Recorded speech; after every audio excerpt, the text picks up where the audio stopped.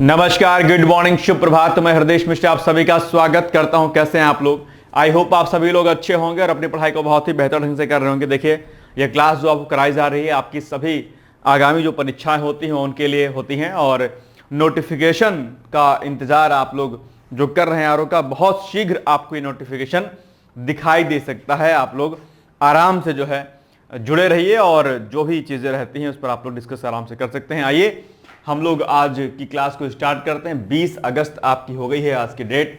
आइए देखते हैं क्या कुछ चीजें आज आपके लिए हैं। हमारे यहाँ पर आरोग्यम टेस्ट सीरीज चल रही है एचओ के लिए, आप लोग इसको परचेज कर सकते हैं। कहीं कोई दिक्कत होती बता सकते हैं। इसमें आप देखेंगे तो 7625 प्रश्नों के माध्यम से यह टेस्ट सीरीज कराई जा रही है, जिसमें आपको 20 फुल लेंथ टेस्ट मिल जाते हैं और 185 टॉपिक वाइज टेस्ट मिल जाते हैं। ठीक है, आपको लगता है कि आपको जो है बैच परचेज करना है तो इसमें आपको वीडियो लेक्चर, आपके पीवाईक्यूज, आपके बाइलिंगुअल, आपके नोट्स, आपके टेस्ट सीरीज, आपकी सभी चीजें आपको मिल जाती हैं। कोर्स आपका 2500 में, आप इसको भी परचेज कर सकते हैं। ठीक है, 700-800 रुपए वाला 200 रुपए वाला कोर्स हम लोग नहीं लाते हैं, माफ कीजिएगा इसके लिए, क्योंकि आपको यहाँ पर कंटेंट जो मिलता है वो बहुत ही ऑथेंटिक होता है और बहुत ही सारगर्भित तरीके से आपको दिया जाता है। इसलिए इतना सस्ता दे पाना थोड़ा सा हम लोग के लिए मुश्किल भरा काम हो जाता है ना।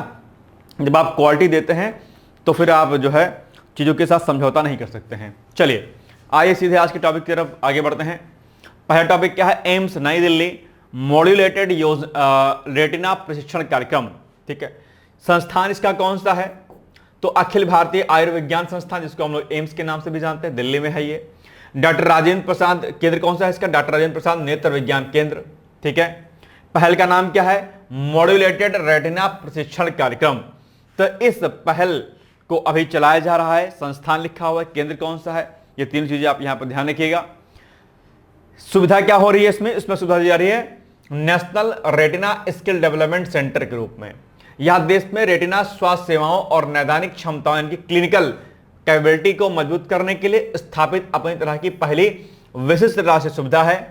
क्या इसका उद्देश्य, क्या इसका विजन है? तो नैदानिक अर्थात क्लिनिकल क्षमताओं का सुदृढ़ीकरण, यानी कि पूरे देश में सार्वजनिक स्वास्थ्य प्रणाली के तहत कार्यरत नेत्र रोग विशेषज्ञों की रेटिना संबंधी नैदानिक अर्थात क्लिनिकल और व्यवहारिकल दक्षताओं को उन्नत करना। अपने आप में रेटिना क्या होती है, क्या नहीं होती है, आप जानते होंगे इसके बारे में। एक हमारी आंख का, हमारे आइज का एक बहुत महत्वपूर्ण पार्ट होता है रेटिना। ठीक है, नेत्र विशेषज्ञों को उच्च स्तरीय इंफ्रास्ट्रक्चर के माध्यम से 8 संरक्षित मॉडल्स में व्यवहारिक प्रशिक्षण प्रदान करना। आगामी 3 वर्षों में सार्वजनिक स्वास्थ्य क्षेत्र के 100 से अधिक नेत्र रोग विशेषज्ञों को प्रशिक्षित करने का लक्ष्य रखा गया है, जो रेटिना संबंधी नॉलेज को रखेंगे। ठीक है, इस केंद्र में उच्च resolution optical coherence tomography, funds camera और उन्नत माइक्रोस्कोप से युक्त रेटिना स्किल लैब की स्थापना की गई है, ताकि अगर आप आई स्पेशलिस्ट हैं, रेटिना स्पेशलिस्ट होना चाहते हैं, तो यहां पर प्रशिक्षण लेकर के आप बेहतर कार्य कर सकते हैं। क्योंकि आंखों संबंधी बीमारियां अक्सर आपको देखने को मिलती होंगी, जिसमें मोतियाबिंद से लेकर के अलग अलग प्रकार की बीमारियां आप देखने को मिलती होंगी आप लोग का। जैसे अगर मैं बात करूं रेटिना संबंधी रोग एवं सार्वजनिक स्वास्थ्य पर कितना बर्डन है इसका, तो नंबर 1 क्या है? प्रमुख रेटिना विकार कौन सा है? Diabetic retinopathy. ये क्या है? अनियंत्रित मधुमेह के कारण, अगर आपके बॉडी में अगर जो है इनबैलेंस रूप से अगर डायबिटीज यानी कि मधुमेह हो गया है, तो इसके कारण रेटिना की रक्त वाहिकाओं को होने वाला नुकसान, जो समय पर इलाज ना मिलने पर अस्थायी अंधेपन का कारण बन सकता है।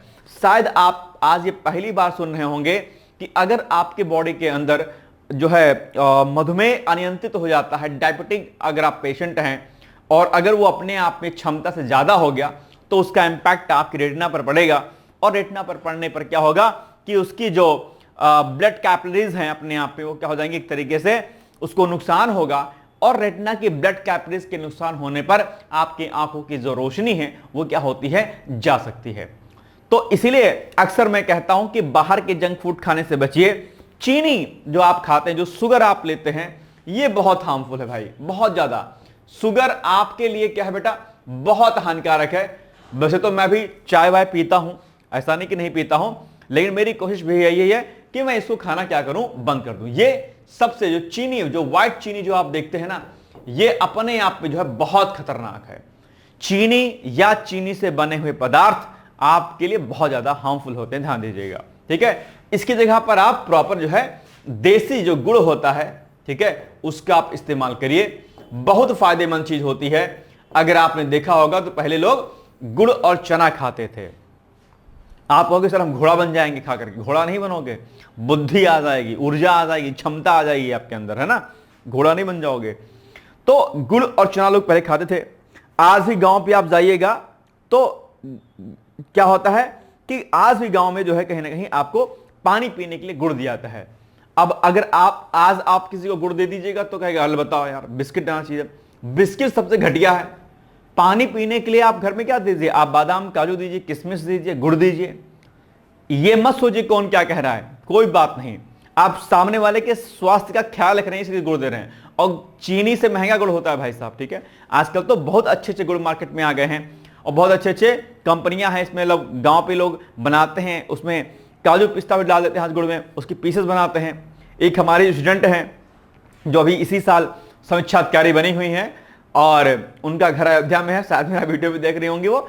तो जब वो सिलेक्शन के बाद मिलने आई थी तो वो घर से गुड़ लेके आई थी। वहां पे अयोध्या के रहने वाले हैं, वहां पर अयोध्या के आप लोग भी रहने वाले होंगे, तो वहां पर कोई एक एरिया वहां पर बहुत फेमस है गुड़ बनाने का, पूरा पीसेस वगैरह में प्रॉपर वो जो है ना उसको विदेशों में भेजा जाता है। तो वो गजब का टेस्ट था, मतलब क्या मिठाई क्या फेल, सब कुछ फेल है उसके आगे। तो आप ये सब काम करिए। नॉर्मल गुड़ देने में अगर आपको तकलीफ होती है तो उसके आजकल तो मिठाई के पीसेस बन के आते हैं, आप दीजिए, बढ़िया मस्त, ठीक है।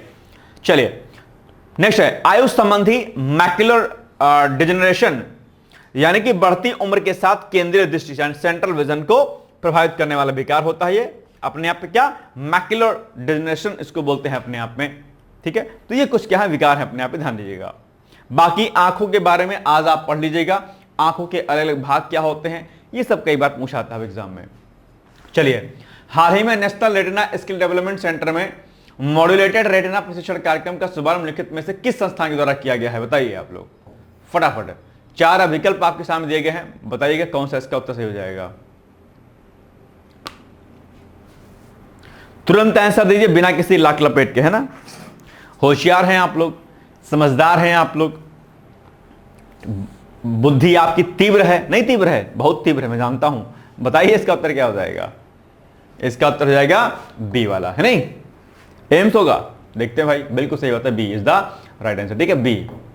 चलिए, भारत नेपाल रक्षा संबंध भारतीय सेना प्रमुख को नेपाली सेना के जनरल की मानद रैंक अभी हाल ही में दी गई है भाई साहब, चर्चाओं में रहा है ये न्यूज, आप जान लिखिएगा, ठीक है। नेपाली सेना के जनरल की मानद रैंक दी गई है किसको, भारतीय सेना के प्रमुख को अभी हाल ही में। नेपाल के राष्ट्रपति रामचंद्र पौडेल द्वारा काठमांडू स्थित राष्ट्रपति भवन, जिसको हम लोग शीतल निवास भी कहते हैं, में आयोजित एक विशेष अलंकरण समारोह में भारतीय स्थल सेना प्रमुख कौन है, जनरल धीरज सेठ को। तो आपके एग्जाम पूछ लेगा भारतीय थल सेना के प्रमुख कौन है भैया, बताना है आपको, जनरल धीरज सेठ है आपको। भारतीय वायुसेना, भारतीय जल सेना, भारतीय थल सेना के तीनों के प्रमुखों का नाम आपको पता होना चाहिए। तो आप मुझे बताओ जरा कमेंट करके कि भारतीय वायुसेना और भारतीय थल सेना जल सेना जो आपकी नेवी होती है उसके प्रमुख कौन है, मुझे कमेंट करके आप बताइएगा। तो हमारे थल सेना के प्रमुख जो है जनरल धीरज सेठ को, इन्हीं को नेपाली सेना के जनरल की मानद रैंक से इनको भी सम्मानित किया गया है। अभी जनरल धीरज की ऑफिशियली विजिट नेपाल में चल रही है, कब से कब तक, 17 से लेकर के 19 अगस्त तक, यानी कल ये उनकी यात्रा समाप्त हो गई है। 3 दिन की यात्रा थी इनकी, 17, 18 और 19, 3 तारीख को। यह सम्मान 2 देशों के मध्य दशकों पुरानी सैन्य परंपरा, अद्वितीय ऐतिहासिक संबंधों और पारस्परिक सामरिक सम्मान को प्रदर्शित करने का कार्य करता है।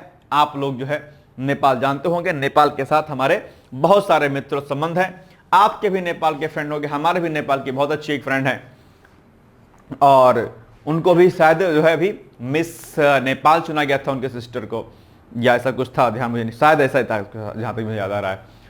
तो नेपाल के लोग भारत में शादियां करते हैं, भारत के लोग नेपाल शादियां करते हैं, आप जानते होंगे संभवतः। हमारे शहर से तो नेपाल मुश्किल से 1.5-2 घंटे का रास्ता है, लोग जानते हैं, आराम से आते हैं। वहां के मजदूर दिन में आते हैं काम करने लिए, शाम को वापस चले जाते हैं, है ना।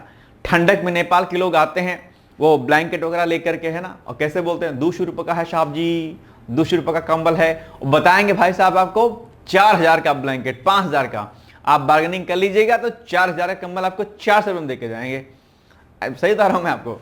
नहीं साहब जी, नहीं 200 रुपये का है साहब, माना ना कम नहीं करता साहब जी, बहुत महंगा है साहब जी, बिल्कुल नहीं करता मैं। बहुत मस्त बोलते हैं, बहुत अच्छे रहते हैं। हमारे कॉलोनी में आते हैं, वहां पे हमारी सिटी में, तो वहां रहते हैं कॉलोनी में किराए पे, बहुत अच्छे बोलते हैं। हाँ चलिए, तो साहब जी लोग आप भी करंट अफेयर पढ़ा करिए, है ना। चलिए, परंपरा की शुरुआत की बात करते हैं। तो दोनों देशों द्वारा एक दूसरे के सेना प्रमुखों को मानद रैंक प्रदान करने की अनूठी परंपरा की शुरुआत दरअसल 1950 में की गई थी, है ना। ये अभी पहली बार कोई नहीं हुआ, 1950 से ये स्टार्ट किया गया। तो 1950 से जो है एक दूसरे की सेना के प्रमुखों को जो है मानद की रैंक जो है प्रदान की जाती है। तो ये बड़ी बात है अपने आप, ये श्रृंखला वर्ष 1950 से चला आ रहा है, कोई पहली बार नहीं हुआ है। प्रथम प्राप्तकर्ता कौन था इसका, इस मानद का, उपाधि का? तो भारतीय सेना के तत्कालीन कमांडर इन चीफ जनरल, बाद में फील्ड मार्शल के एम कारियप्पा इस मानद रैंक से सम्मानित होने वाले पहले भारतीय सेना प्रमुख थे अपने आप पे। तो हो सकता है कभी आपसे पूछ ले इनके बारे में, ठीक है। पारस्परिक स्वरूप, यह परंपरा पूरी तरीके से पारस्परिक है। जब भी नेपाल के सेना प्रमुख भारत की ऑफिशियल विजिट पर आते हैं तो भारत के राष्ट्रपति द्वारा उन्हें भारतीय सेना के जनरल की मानद रैंक प्रदान की जाती है। तो हमारे यहां से जाएगा कोई नेपाल में, तो नेपाल के सेना के जनरल की मानद उपाधि दी जाएगी, और नेपाल का कोई प्रमुख आएगा तो हम लोग जो है भारतीय सेना के जनरल की मानद की उपाधि देंगे उनको। किसके द्वारा? महामहिम राष्ट्रपति महोदय या महोदया द्वारा, जो भी होंगे, मेल फीमेल, ठीक है। चलिए, गोरखा रेजिमेंट का जुड़ाव। भारतीय सेना की गोरखा रेजिमेंट में बड़ी संख्या में नेपाली मूल के गोरखा सैनिक एवं अधिकारी सेवारत हैं, जो दोनों देशों के सैन्य एवं भावनात्मक संबंधों का मजबूत स्तंभ बनाते हैं। इसके अलावा कई सारे हमारे सैन्य अभ्यास होते हैं इनके मध्य में, जैसे कि सैन्य अभ्यास, संयुक्त सैन्य अभ्यास सूर्य किरण, या भारत और नेपाल की सेनाओं के बीच प्रतिवर्ष आयोजित होने वाला संयुक्त सैन्य अभ्यास है। याद रखिएगा, आपके लिए महत्वपूर्ण भी है। इसका उद्देश्य आतंकवाद विरोधी अभियानों, पहाड़ी युद्ध कला और मानवीय सहायता एवं आपदा राहत कार्यों में अंतर संचालनीयता को क्या करता है बेटा? बढ़ावा देता है, ठीक है। चलिए, रक्षा उपकरण एवं क्षमता निर्माण। भारत द्वारा नेपाली सेना के आधुनिकीकरण, प्रशिक्षण, सैन्य वाहनों एवं उपकरणों की आपूर्ति में सतत तकनीकों एवं लॉजिस्टिक सहयोग प्रदान किया जाता है। सैन्य प्रशिक्षण सहयोग, भारत के राष्ट्रीय रक्षा अकादमी, भारतीय सैन्य अकादमी और डिफेंस सर्विसेज स्टाफ कॉलेज में नेपाली सेना के अधिकारियों को नियमित प्रशिक्षण इसमें प्रदान किया जाता है। ध्यान दीजिएगा। तो ये भी क्या है अपने आप में बहुत महत्वपूर्ण चीज है आपके, जो कि आपको याद रखनी है इसके लिए, ठीक है। चलिए आइए आगे हम लोग बढ़ते हैं फटाफट। भारत और नेपाल की सेनाओं के बीच प्रतिवर्ष आयोजित होने वाले द्विपक्षीय संयुक्त सैन्याभ्यास का नाम क्या है? बताइए। बहुत अच्छा, ये भी बहुत महत्वपूर्ण है, और आप बताइएगा इसका उत्तर क्या हो जाएगा।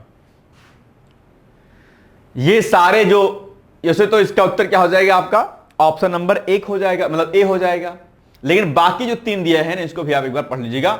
मैंने कई बार कहा है, मैं टास्क देता हूं कि आज ही आप लोग क्या काम करिएगा कि जितने भी प्रमुख सैन्य अभ्यास हैं, ठीक है, जितने भी प्रमुख सैन्य अभ्यास हैं इनको आप क्या करिएगा? पढ़ लीजिएगा।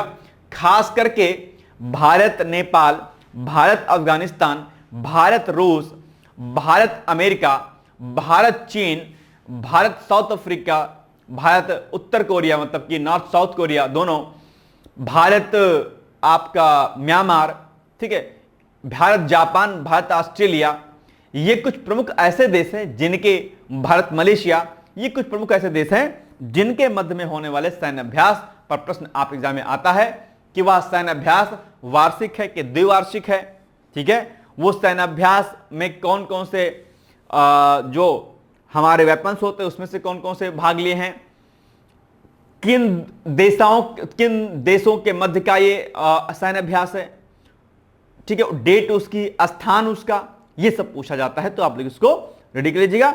एक प्रश्न हर साल जो है आता है एग्जाम में, आप उसको इग्नोर नहीं कर सकते हैं, ठीक है। तो 2-3 पेज में नोट्स इसका बन जाता है, तैयार कर लीजिएगा, एक प्रश्न आपका बन जाएगा। कितना आसान है बताइए। ये सब तरीके हैं पढ़ने के जहां से आप नंबर को उठाते हैं। अब ये नहीं कि कुछ भी पढ़े चले जा रहे हैं पागलों के तरीके से, ऐसा नहीं करना है आपको, ठीक। चलिए आगे बढ़े हम लोग। चलो भाई, कतर से भारत में यूपीआई आधारित पोस्ट ट्रांसफर प्रेषण सेवा। ठीक है, तो पृष्ठभूमि और संदर्भ की बात करते हैं तो नवीनतम पहल कतर से भारत में धन प्रेषण को सुगम, तीव्र और किफायती बनाने के लिए यूनिफाइड पेमेंट्स इंटरफेस से संचालित पोस्ट ट्रांसफर सेवा का औपचारिक शुभारंभ किया गया है। ध्यान दीजिएगा, संबंध मंत्रालय कौन सा है? संचार मंत्रालय, भारत सरकार इसका जो है नोडल एजेंसी है, इसकी मंत्रालय है अपने आप में। कतर में रहने वाले प्रवासी अब कतर पोस्ट के आउटलेट्स पर जाकर भारत में स्थित किसी भी यूपीआई सक्षम बैंक खाते में सीधे और त्वरित रूप से धनराशि ट्रांसफर कर सकते हैं, हस्तांतरित कर सकते हैं। तो यह बड़ी सुविधा मिली है आपको। यह सीमा पार प्रेषण सेवा 4 प्रमुख संस्थाओं के बहुपक्षीय सहयोग से विकसित की गई है। नंबर 1 कौन कौन सा है? नंबर 1 इंडिया पोस्ट यानी कि डाक विभाग आपका उत्तर भारत का। भारत में विस्तृत डाक नेटवर्क और अंतिम छोर तक बैंकिंग पहुंच प्रदान करने वाला प्राथमिक भागीदार होता है ये। कतर पोस्ट इसमें शामिल है। कतर में भौतिक आउटलेट्स और प्रेषण स्वीकार करने वाली एजेंसी के रूप में। थर्ड है यूनिवर्सल पोस्टल यूनियन यानी कि इंटरकनेक्शन प्लेटफॉर्म, वैश्विक डाक नेटवर्क के वित्तीय संदेशों और डेटा विनिमय को सुरक्षित रूप से जोड़ने वाला अंतरराष्ट्रीय तकनीकी मंच है। फोर्थ क्या है? एनपीसीआई इंटरनेशनल पेमेंट्स लिमिटेड यानी कि national payments corporation of India की अंतरराष्ट्रीय शाखा जो भारतीय यूपीआई इकोसिस्टम को वैश्विक वित्तीय नेटवर्क से एकीकृत करने के लिए क्या अपने आप में ये उत्तरदायी है।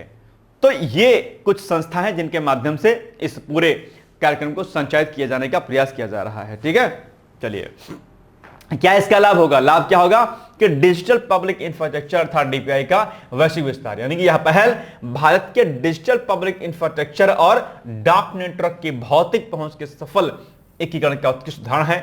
प्रवासी भारतीयों को संबल कतर में लगभग 8 लाख से अधिक भारतीय प्रवासी कार्यरत हैं। यह सेवा बिचौलियों की निर्भरता घटा करके कम लागत, सुनिश्चित और तुरंत वित्तीय लेन देन क्या करेगी? अपने आप में मजबूत बनाएगी। ठीक है, भारत विश्व में सर्वाधिक व्यक्तिगत प्रेषण यानी कि रेमिटेशन इनफ्लो प्राप्त करने वाला देश है। यानी कि यह बहुत बड़ी बात है अपने आप, इसको मैंने पहले भी आपसे कहा था। औपचारिक और डिजिटल माध्यमों के विस्तार से प्रेषण लागत में कमी आएगी जो सतत विकास लक्ष्य के अनुरूप है अपने आप में। ठीक है, SDG 10 के अनुरूप है। बाकी यहां पे कुछ कुछ बातें लिखी गई हैं जैसे कि एनपीसीआई इंटरनेशनल पेमेंट्स लिमिटेड क्या है? तो वर्ष 2020 में एनपीसीएल की पूर्ण स्वामित्व वाली सहायक कंपनी के रूप में स्थापित किया गया। इसका उद्देश्य भारत के स्वदेशी भुगतान तंत्र जैसे कि यूपीआई और रुपए का अंतर्राष्ट्रीयकरण करना और विदेशी वित्तीय प्रणालियों के साथ साझेदारी करना। यूनिवर्सल पोस्टल यूनियन क्या है? इसकी स्थापना 1874 में बर्न संधि के तहत हुई थी।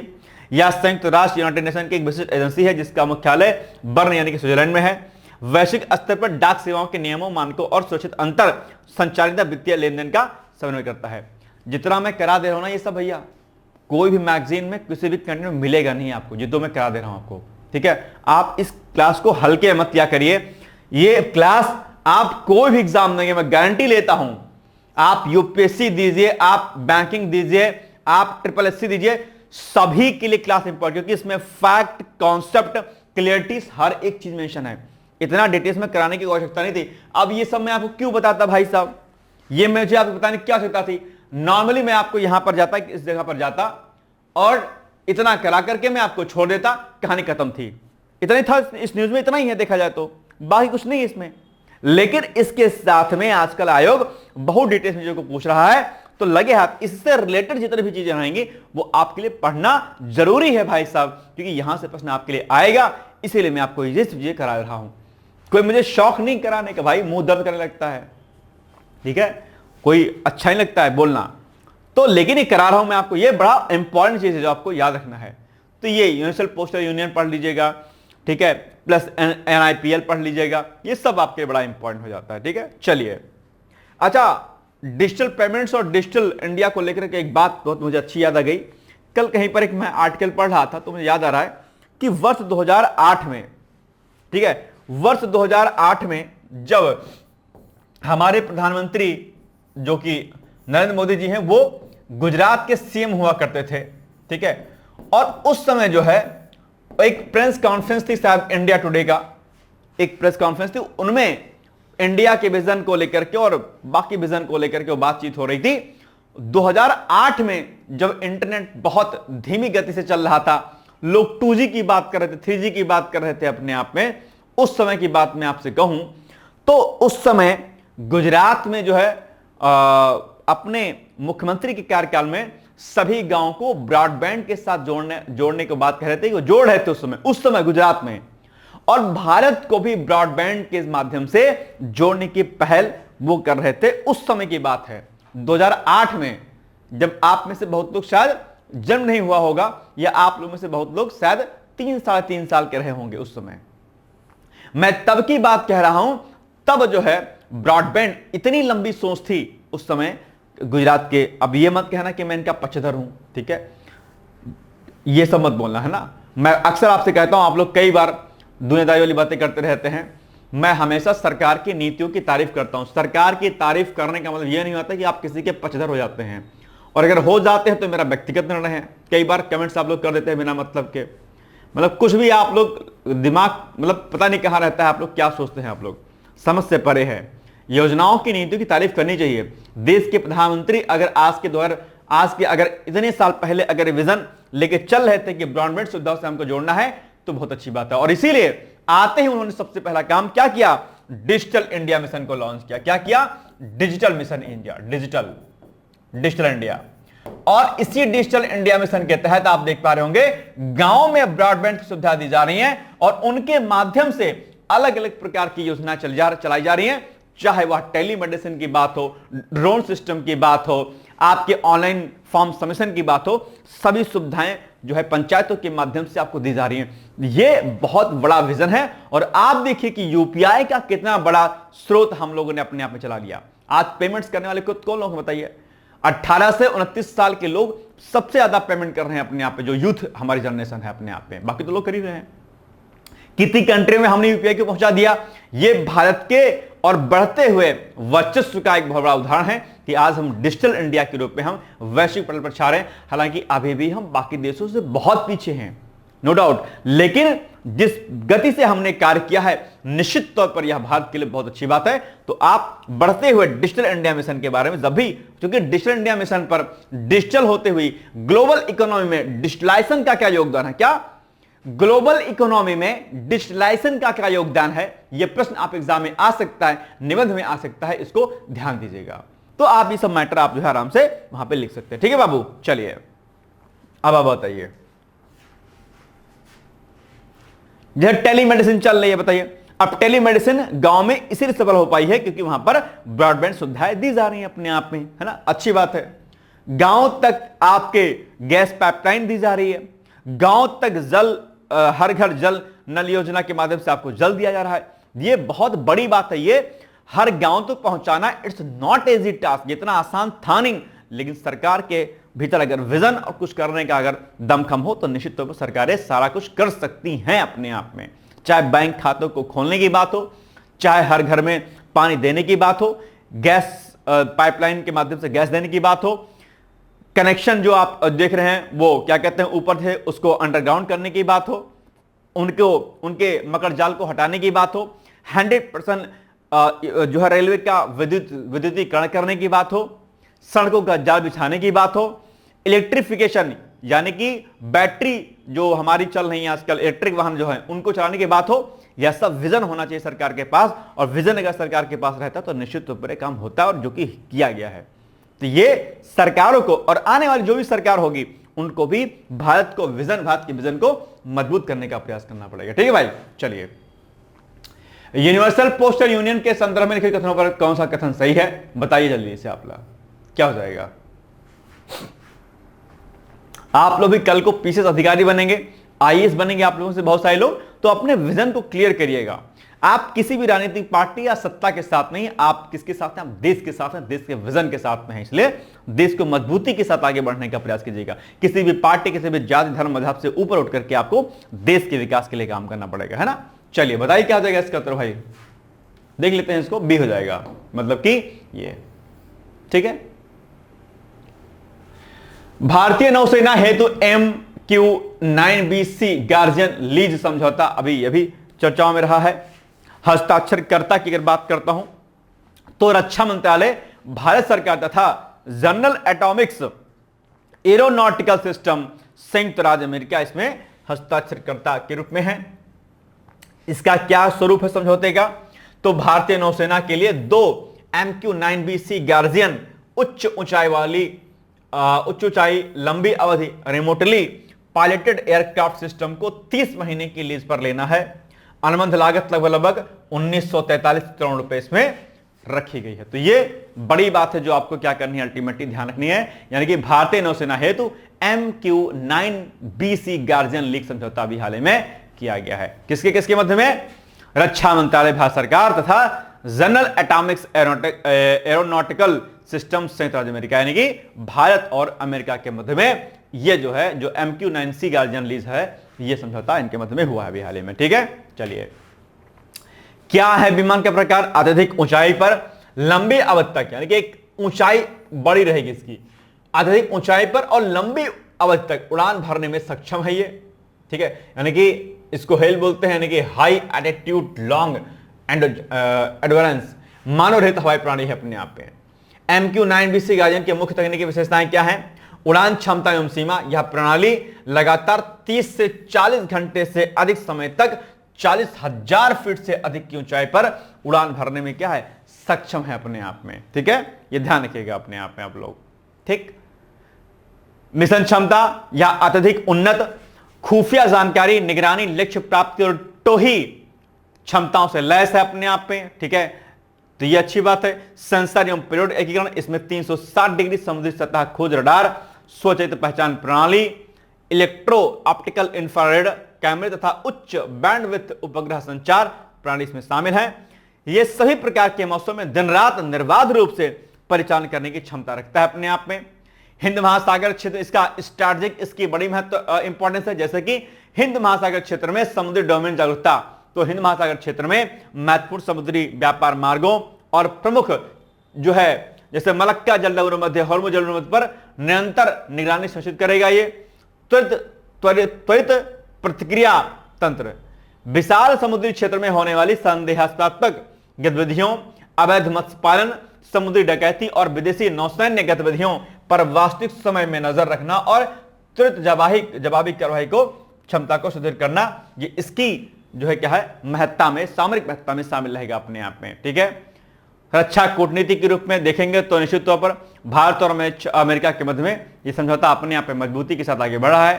तो ये इसके बड़े इंपॉर्टेंट रोल हैं। आप जानते होंगे कि रक्षा बजट जो हमारा रहा है सरकार ने, ठीक है, लगभग अगर आप देखेंगे 2014 की बात करता हूं, 2014 से लेकर के 2026 के मध्य में जो सरकार का जो रक्षा बजट है ना, ठीक है, जो रक्षा बजट इस रक्षा बजट में अगर आप देखेंगे तो लगभग 243% की वृद्धि देखने को मिली है बॉस। ठीक है, यह बहुत बड़ी बात है अपने, यानी कि लगभग 3.42 गुना जो है हमने अपने रक्षा बजट में वृद्धि की है, जो भारत की बढ़ती हुई साख और बढ़ते हुए दबदबे को कायम करता है। और सबसे बड़ी बात है, हमने अपने निर्यात को भी लगभग 500 समथिंग गुना जो है हमने बढ़ाया हुआ है। आयात कम कर रहे हैं, निर्यात कर रहे हैं, और इसका मेन जो वो रहा पॉइंट रहा, वो हमारा विजन रहा है make in India, made in India जैसे कार्यक्रमों ने स्वदेशी की बढ़ती तकनीकों के माध्यम से हमने अपने निर्यात को क्या किया, बहुत तेजी के साथ बढ़ाया है। तो ये बातें सब आपको ध्यान रखनी चाहिए। कभी अगर प्रश्न आता है एग्जाम में तो ये सब बातें आप ये सब नोट कर लिया करिए। ये सब बातें है ना, ये सब बड़ी महत्वपूर्ण बातें होती है जो आपके एग्जाम में बड़े काम आएंगी, तो इस पर ध्यान दिया करिए आप लोग प्लीज। ठीक है, चलिए अब आप बताइए कि इसका उत्तर क्या हो जाएगा। मानव रहित हवाई प्रणालियों के वर्गीकरण के संदर्भ में हेल का पूर्ण रूप क्या है? अभी हमने आपको बताया था, शायद आपको याद होगा। ठीक है, देखो कहीं लिखा था ना हेल, याद है आपको? ये देखिए हेल,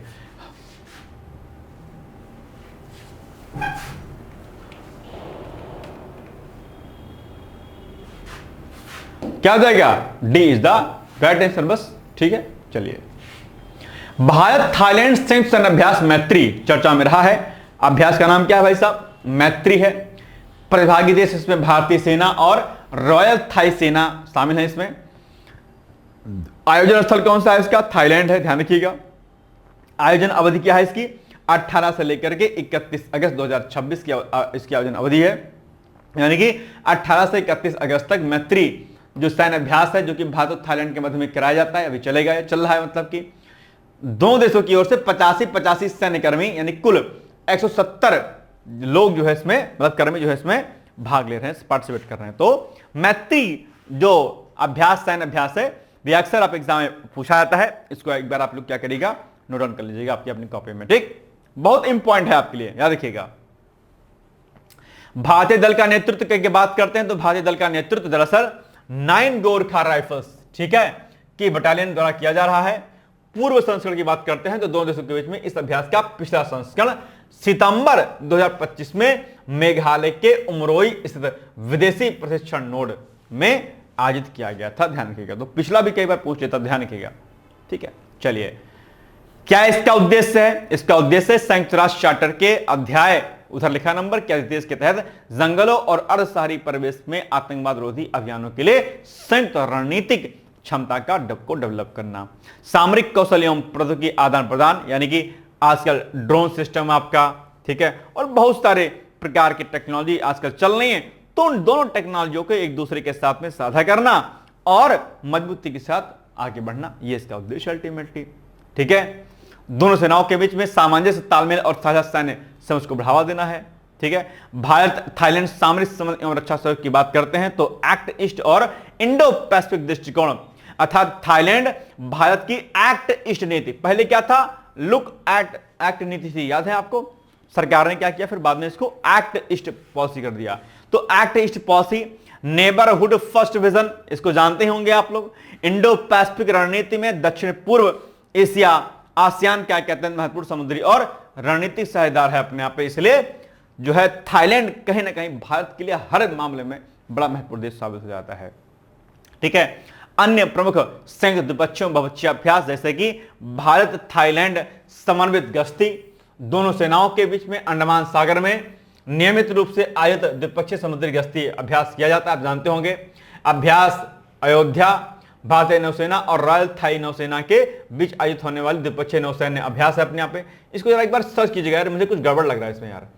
सियाम भारत, भारतीय वायुसेना और रॉयल थाई वायुसेना के बीच में आयोजित मानवीय सहायता एवं आपदा राहत आधारित सैन्य अभ्यास, क्या सियाम भारत अपने यहाँ पे। तो ये सब चीजें जो है इनके मध्य में चलाई जाती हैं।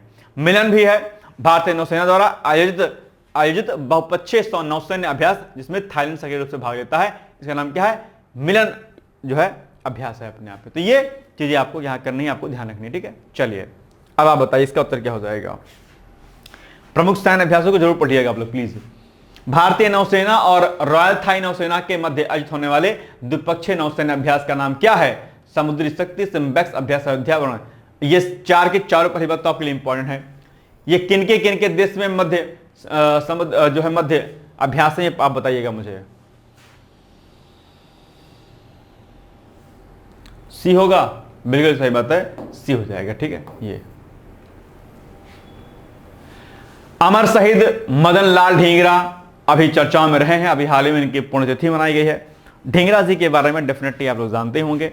17 अगस्त को भारत के महान क्रांतिकारी अमर शहीद मदन लाल ढींगरा का बलिदान दिवस मनाया गया है। 17 अगस्त 1909 को लंदन के पेंटानविले जेल में उन्हें मात्र 25 वर्ष की आयु में फांसी दे दी गई। न जाने कितने लाल ने, न जाने कितने मां के बेटों ने, न जाने कितने मां के गर्भ सुनी हो गई जब देश के हमारे युवाओं ने देश की आजादी दिलाई। हालांकि क्या कहा जाता है कि दे दी आजादी बिना खड़ग बिना डाल और साबरमती के संग तूने कर दिया कमाल। सुना आप लोगों ने क्या कहा जाता है कि दे दी आजादी बिना खड़ग बिना ढाल, दे दी आजादी बिना खड़ग बिना ढाल, मतलब कि आजादी जो मिली वो किसी तलवार और ढाल की वजह से नहीं मिली। तलवार नहीं चली, खून नहीं बहे, किसी को फांसी नहीं हुई, शांति और अहिंसा के बल पर हमें आजादी मिल गई। ऐसा कहा गया कि दे दी आजादी बिना खड़गे बिना ढाल और साबरमती के संग तूने कर दिया कमाल। सुना है गीत कभी आप लोगों ने, सुनिए कभी? लेकिन आप तो जैन जी हैं, आप तो, है ना, आप क्यों सुनेंगे?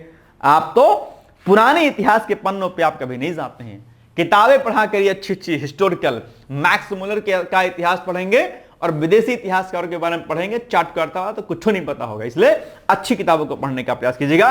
ध्यान दीजिएगा कि देश की आजादी में हमारे न जाने कितने नौजवानों ने अपने प्राणों की आहुति चढ़ा दी।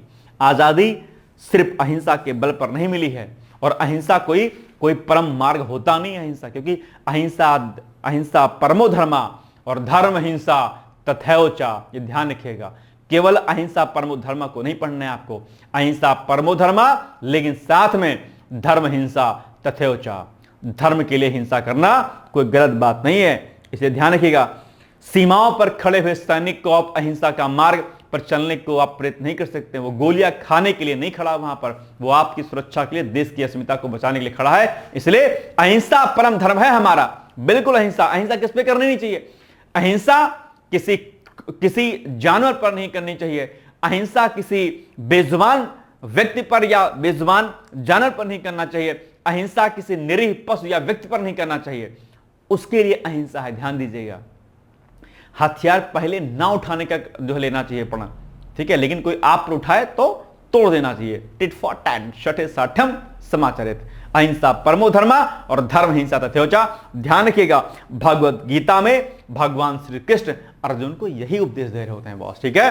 ध्यान दीजिएगा, आजादी मिली है बड़ी मुश्किल से। निश्चित तौर पर हमारे सत्य की राह पर, अहिंसा की राह पर चलने वाले जो भी अलग अलग लोग थे, चाहे गोपाल कृष्ण गोखले हो, हमारे महात्मा गांधी जी हो, कोई अन्य रहा हो, सबका रोल रहा है निश्चित तौर पर। लेकिन इसके अलावा हम अपने क्रांतिकारियों को भूल नहीं सकते हैं, ध्यान दीजिएगा। और उन्हें हमारी किताबों में क्रांतिकारी आतंकवादी भी कहा गया। और आप जैसे लोग जो आईएएस की तैयारी करते हैं वो सालों साल तक उन किताबों को पढ़े, तो आप जंजी बन गए, तो अब जंजी के दिमाग में क्या रहेगा, ये सब रहेगा, कूड़ा कबाड़ा। चलिए, संसदीय संदर्भ, लोकसभा अध्यक्ष द्वारा उनके बलिदान दिवस पर श्रद्धांजलि अर्पित की गई, ठीक है, और उनके सारी बातों को यहां पर रखा गया, स्पष्ट किया गया, ठीक है। चलिए, मदन लाल ढींगरा का जन्म 1883 में पंजाब के अमृतसर में एक संपन्न और उच्च शिक्षित परिवार में हुआ था। उनके पिता एक वैश्य सिविल सर्जन थे। लाहौर में अपनी शिक्षा के दौरान वे स्वदेशी आंदोलन और राष्ट्रवादी विचारों से गहरे प्रभावित हुए। कॉलेज में ब्रिटिश कपड़े से बने ब्लेजर के अनिवार्य उपयोग का विरोध करने का उन्हें कॉलेज से निष्कासित कर दिया गया। क्या कह रहा है कि कॉलेज में ब्रिटिश कपड़े से बने ब्लेजर के अनिवार्य उपयोग का विरोध करने का उन्हें कॉलेज से निष्कासित कर दिया गया। वो बोला नहीं भैया, क्यों पहनेंगे हम। आज भी अगर आप किसी मीटिंग में धोती कुर्ता पहन के चले जाइएगा, आप पर लोग हंसेंगे। लड़कियां अगर मॉडर्न स्कूल में अगर सूट पहन के चली जाती हैं तो लड़कियां उनको अम्मा कहती हैं, दीदी बुलाती हैं, है ना, आंटी बुलाती हैं। ये है हमारे महिलाओं और हमारे लड़कियों की जंजी की आज का सोच है। आप जींस टॉप पहन के जाएंगे तो आप मॉडर्न हैं, आप सूट पहन के चले गए तो आप गंवार हैं, आप गांव की हैं, ऐसा कहा जाता है। आपने 2 चोटी अगर कर ली तो आप गंवार कही जाएंगे, है ना। लड़के अगर कुर्ता पजामा पहन ले, धोती पहन ले तो उनको बेवकूफ समझा जाता है। ये हमने सीखा है ना। हम इसी मॉडर्निटी को हम अपने आप को बड़ी स्वतंत्रता कहते हैं ना, इसी के लिए हम मरे जा रहे हैं आजकल। चलिए, ना इतिहास पता है ना देश का भूगोल पता है। चलिए खैर कोई क्या करते हैं। मैं कई बार सोचता हूं कि आप लोग युवा हैं, यूथ हैं, अपनी पढ़ाई के साथ में आप अपनी चीजों पर जानिए, समझिए, संस्कृति को पहचानिए, है ना।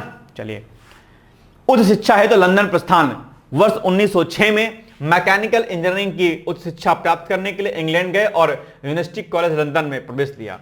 क्रांतिकारी गतिविधियों की बात करते हैं तो इंडिया हाउस और अभिनव भारत यानी कि इंडिया हाउस उनका जुड़ा हुआ।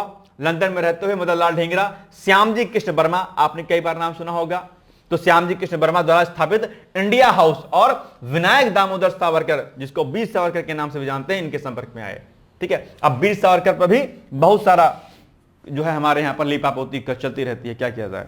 चलिए, अभिनव भारत का प्रभाव बहुत बड़ा। वह वीर सावरकर के गुप्त क्रांतिकारी संगठन अर्थात अभिनव भारत के सक्रिय सदस्य बने और वहां हथियारों के संचालन तथा निशानेबाजी का गुप्त प्रशिक्षण प्राप्त किया। बड़ा इंपॉर्टेंट है आपके लिए। कर्जन वायली का वध घटना 1 जुलाई 1909 को लंदन के इंपीरियल इंस्टीट्यूट में आयोजित नेशनल इंडियन एसोसिएशन के एक कार्यक्रम में मदन लाल ढींगरा ने ब्रिटिश भारत के सेक्रेटरी ऑफ स्टेट के राजनीतिक सलाहकार सर विलियम हट कर्जन वायली को गोली मार दी अपने आप में, ठीक है। उद्देश्य क्या था? यह कार्रवाई भारत में ब्रिटिश हुकूमत द्वारा भारतीय युवा क्रांतिकारियों जैसे कि खुदीराम बोस, कन्हैयालाल दत्त को दी जाने वाली फांसी, काले पानी की सजा और दमनकारी नीतियों के विरुद्ध एक साहसिक राजनीतिक प्रतिरोध है कि भैया आप ऐसा क्यों कर रहे हैं बॉस, आजादी ऐसे मिली लाला, ठीक है, खड़ग बिना ढाल के नहीं मिली, ठीक है। यह ब्रिटिश साम्राज्य के मुख्य भूमि पर किसी भारतीय क्रांतिकारी द्वारा ब्रिटिश अधिकारी के विरुद्ध की गई पहली प्रमुख प्रत्यक्ष कार्रवाई थी कि उन्हीं की धरती पर हमारे देश के एक सपूत ने उस व्यक्ति को गोली मार दी जिन्होंने हमारे देश के न जाने कितने युवाओं को जो है फांसी और काला पानी जैसी सजा से जो है सजा दिया था। तो ये एक बड़ा जो है बड़ी बात थी अपने आप में। अदालती रुख मुकदमे के दौरान मदन लाल ढींगरा ने किसी भी ब्रिटिश वकील की सहायता से लेने से इनकार कर दिया और अदालत की वैधता को मानने से मना कर दिया। फांसी से पूर्व उन्होंने कहा था, मैं मानता हूं कि विदेशी संगीनों के बल पर गुलाम बनाया गया राष्ट्र निरंतर युद्ध की स्थिति में होता है। चूंकि एक निहत्थे राष्ट्र के लिए खुला युद्ध असंभव था, इसलिए मैंने अचानक हमला किया। एक बेटे के पास अपनी भारत माता को समर्पित करने के लिए अपने रक्त के सिवा कुछ भी नहीं शेष है। ऐसे मिली आजादी हमें, है ना। और आज आप लोग खाली इंस्टा खेलते रहते हैं, फेसबुक खेलते रहते हैं। कभी देश के लिए जीना सीख जाइएगा बॉस। अपने आप प्रदर्शन करते हैं, आप धरना प्रदर्शन करते हैं, वहां पर आप पुलिस पर आप लाठीचार्ज करते हैं या पुलिस आप पर लाठीचार्ज करती है, आपस में तकरार होती है। क्यों होती है? नहीं होना चाहिए। शांतिपूर्वक आप अपनी बात को रखने का प्रयास कीजिए। देश आपका है, आपकी चीजें आपके लिए हैं, सार्वजनिक स्थल सार्वजनिक चीजें आपके लिए हैं, ध्यान दीजिएगा, है ना। तो ये सब चीजें आप हमेशा ध्यान रखिए। फांसी की बात करते हैं अगर, तो 17 अगस्त 1909 को लंदन के पेंटन विलेज जेल में उन्हें फांसी दे दी गई। पार्थिव अवशेषों की वापसी स्वतंत्रता के उपरांत वर्ष 1976 में उनके पार्थिव अवशेषों अर्थात अस्थियों को लंदन से भारत लाया गया और उनके जन्म स्थान अमृतसर में पूरे राजकीय सम्मान के साथ उन्हें अंतिम संस्कार किया गया। जी होता है, देश ऐसे हुआ। एक गीत है ना कि कुछ याद उन्हें भी कर लो, याद है यार, कि जो लौट के वापस ना आए, है ना। तुम खूब लगा लो नारा, ये शुभ दिन है हम सबका, लहरा लो तिरंगा प्यारा, है ना। चलिए आइए आगे बढ़ते हैं। मदन लाल ढींगरा द्वारा ब्रिटिश अधिकारी कर्जन वायली के वध का मुख्य प्रेरक कारण निम्नलिखित में से क्या था? बताइएगा आप लोग, बोले भाई साहब, आंसर बताइए क्या हो जाएगा इसका। चलिए, ए मतलब कि ये हो जाएगा, ठीक है, ये हो जाएगा। हिरोशिमा दिवस अभी चर्चा में रहा है। 6 अगस्त को विश्व भर के कई मानवाधिकार और शांति संगठनों द्वारा परमाणु विरोधी दिवस के रूप में इसको मनाते हैं। इस दिन का मुख्य ऐतिहासिक और राजनीतिक महत्व वैश्विक स्तर पर परमाणु हथियारों की अंधी होड़, ठीक है, को समाप्त करने और परमाणु निरस्त्रीकरण के पक्ष में जागरूकता अभियान चलाना है, ताकि भविष्य में हिरोशिमा जैसी त्रासदी की पुनरावृत्ति ना हो। आप जानते होंगे अमेरिका के द्वारा जापान के हिरोशिमा और नागासाकी पर जो बम गिराया गया था, उसके बाद क्या स्थिति हुई आप जानते होंगे। आज भी जापान के उन इलाकों में बच्चे अपंग पैदा होते हैं, पता है आपको। आज भी उस रेडियो धर्मिता का इतना गहरा जो है वहां पर दंश है। और जो आपके भोपाल में जो मिथाइल आइसोसाइनाइड गैस का जो रिसाव हुआ था, जो भी एक अमेरिका की कंपनी थी, वहां के लोग भी आज भी जो है क्या कहते हैं, जन्म से अपंग पैदा हो रहे हैं। आज भी लोग न जाने कितने किलो दवाइयां खा जाते हैं अपने पूरे जीवन काल में। डेटा एक दिन मैंने कराया था, आपको शायद याद होगा, एक आर्टिकल मैंने आपको कराया था पीसीएस वाले बैच में। तो वो सब चीजें चलती रहती हैं। इंसान आजकल क्या है, अपने आप पे राख की ढेर पर बैठा हुआ है ना।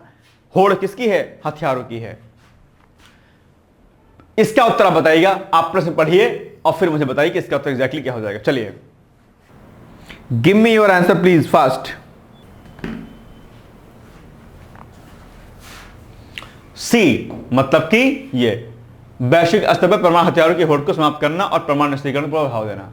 चलिए, पीएम सूर्य योजना चर्चा में रहती है हमेशा। आप जानते होंगे केंद्र सरकार के पीएम सूर्य योजना का पूरा नाम पीएम सूर्य घर मुफ्त बिजली योजना है, के तहत घरों की छतों पर सौर ऊर्जा पैनल लगाने और पंजीकरण के मामले में उत्तर प्रदेश ने शानदार प्रदर्शन किया है। देश के टॉप 100 जिलों में यूपी के सर्वाधिक 17 जिले शामिल हैं, जिनमें लखनऊ ने उत्कृष्ट प्रदर्शन करते हुए पूरे देश में पहला स्थान प्राप्त किया है। यह बड़ी एक इंटरेस्टिंग न्यूज है आपके लिए, याद रखिएगा, ठीक है। तो ये खास बात है, लखनऊ वालों ने खूब लगवाया अपने यहां पर सोलर पैनल। चलिए, तो अब आप बताइए इसका उत्तर क्या हो जाएगा? इसकी शुरुआत कब होती है मुझे बताइएगा आप लोग प्लीज, है ना। हाल ही में केंद्र सरकार की महत्वाकांक्षी पीएम सूर्य योजना के क्रियान्वयन में देश के टॉप 10 जिलों की सूची जारी की गई है, जिसमें उत्तर प्रदेश के 17 जिले शामिल हैं। इस सूची में किस जिले ने पूरे देश में पहला स्थान यानी कि नंबर 1 स्थान प्राप्त किया है? वाराणसी, जयपुर, लखनऊ, अहमदाबाद। अभी हमने आपको बताया था इसका उत्तर क्या हो जाएगा आपका? नकलऊ यानी कि लखनऊ हो जाएगा। ठीक है, चलिए। नशा मुक्त युवा विकसित भारत कार्यक्रम भी चलाया जा रहा है। पीएम मोदी के नशा मुक्त युवा विकसित भारत संकल्प के तहत उत्तर प्रदेश के राज्य और निजी विश्वविद्यालयों में एक विशेष नशा मुक्त अभियान की शुरुआत की गई है। राज्य के उच्च शिक्षा मंत्री योगेंद्र उपाध्याय के अनुसार यह कोई एक दिन का कार्यक्रम नहीं है, बल्कि यह अभियान अगले 100 सप्ताह तक चलेगा और युवाओं को नशे के दुष्प्रभावों के प्रति जागरूक करने के लिए इसे गांव-गांव तक ले जाया जाएगा। तो यह बड़ी पहले ध्यान रखिएगा आप लोग। ठीक है, चलिए। नशा मुक्त भारत, है ना। हाल ही में पीएम मोदी के नशा मुक्त भारत युवा विकसित भारत संकल्प के तहत किस राज्य के विश्वविद्यालयों और कॉलेजों में 100 सप्ताह लंबे नशा मुक्त भारत अभियान की शुरुआत की गई? कहां से की गई बताइए? किस राज्य के विश्वविद्यालयों में? ऊपी, हरियाणा क्या हो जाएगा? सी आपका ऊपी यानी कि यूपी, उत्तर प्रदेश। अब आज का अभ्यास प्रश्न है कि उस स्थल का नाम बताइए जहां से प्राचीनतम अस्थायी जीवन के प्रमाण मिले हैं। आप यहां पर बताइएगा। एशियन हिस्ट्री का प्रश्न है, अक्सर आप एग्जाम में पूछा जाता है। कमेंट करके मुझे आप लोग इसका उत्तर जरूर बताइएगा। ठीक है, चलिए।